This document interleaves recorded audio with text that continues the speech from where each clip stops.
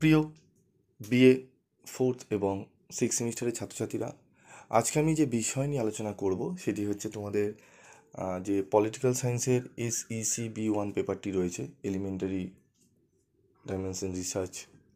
এই সাবজেক্টটি থেকে আমি তোমাদের যে রিসার্চ পেপারটি রয়েছে, এই সাবজেক্টটি থেকে আমি তোমাদের অলরেডি গুরুত্বপূর্ণ প্রশ্ন আলোচনা করে দিয়েছি এবং তোমাদের অনেক আগে থেকেই 2 মাস আগে থেকে আমি তোমাদের বলেছিলাম নোটস তোমরা এই সাবজেক্টের অ্যাভেলেবেল পাবে। বাজারে কোনো বই সেরকম আসেনি, যার জন্য প্রায় 200 ওপরে স্টুডেন্টরা রিকোয়েস্ট করেছিল যে স্যার কোনো জায়গায় কোনো কিছু এই সাবজেক্টের পাচ্ছি না, আপনি কিছু একটা করুন।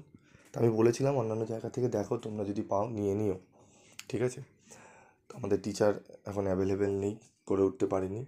তো তোমরা তাও রিকোয়েস্ট করেছি স্যার কিছু একটা ব্যবস্থা করুন।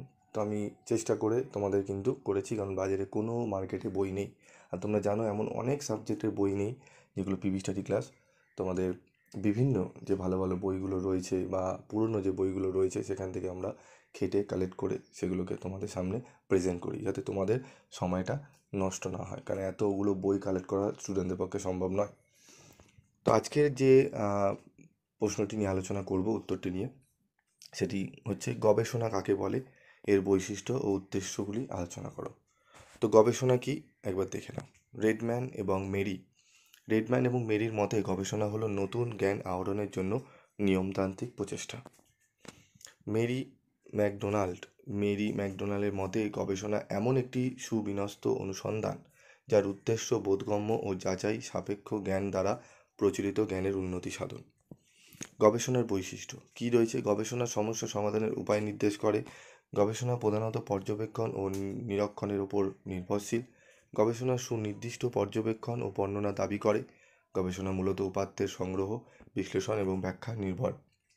গবেষণার মূল লক্ষ্যই হচ্ছে মানুষের আচার আচরণ পরিচালনা ও নিয়ন্ত্রণকারী আইন ও বিধিবিধানসমূহ গড়ে তোলা। গবেষণা হলো পদ্ধতিগত তথ্য অনুসন্ধান। গবেষণার উদ্দেশ্য: গবেষণা একটি পদ্ধতিগত তথ্য অনুসন্ধান। প্রতিটি গবেষণার নির্দিষ্ট লক্ষ্য থাকে: সুষ্ঠু ও সুশৃঙ্খল উপায় অজানা এবং আংশিক জানা সত্যকে উদ্ঘাটন করা। গবেষণার মূল লক্ষ্য: গবেষণার লক্ষ্য ও উদ্দেশ্যসমূহ নিম্নরূপ: মানব আচরণ এবং প্রতিষ্ঠানসমূহের সাথে মানব আচরণের মিথস্ক্রিয়া হবে সম্পর্কে জ্ঞান লাভ করা। বিদ্যমান সমস্যাগুলি সম্পর্কে নতুন জ্ঞান আহরণ করা এবং নতুন নতুন তথ্য ও বিষয় সংগ্রহ করা। জীবন সম্পর্কে সম্যক অবগত হওয়া এবং এর মাধ্যমে আচরণের ওপর অধিক মাত্রায় নিয়ন্ত্রণ আরোপ করা। গবেষণা কর্ম সম্পাদনের জন্য গবেষকদের বিশ্লেষণ যন্ত্র বা হাতিয়ারকে অধিকতর শানিত করা এবং জটিল মানবিক আচরণ ও প্রতিষ্ঠানাধীন কর্মকাণ্ড উক্ত বিশ্লেষণ যন্ত্রের সাহায্যে পরীক্ষা নিরীক্ষা এটি হবে।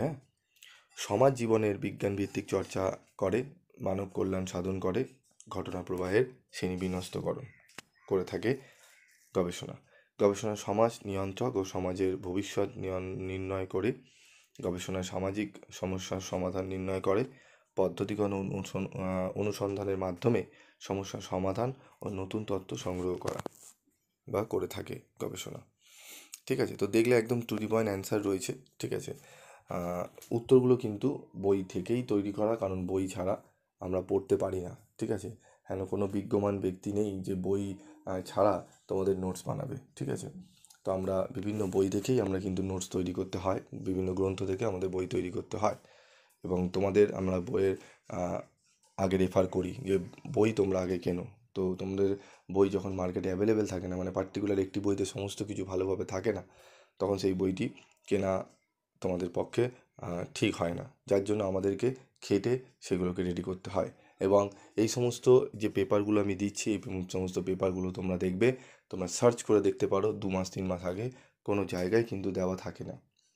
তাহলে আমরা কি করে তাহলে তৈরি করছি? তার মানে আমাদেরকে খেটে তৈরি করতে হচ্ছে এবং আমরা বিগত 4-5 বছর ধরে আমরা কিন্তু খেটে আমাদের অক্লান্ত পরিশ্রম করে আমরা কিন্তু করে যাচ্ছি।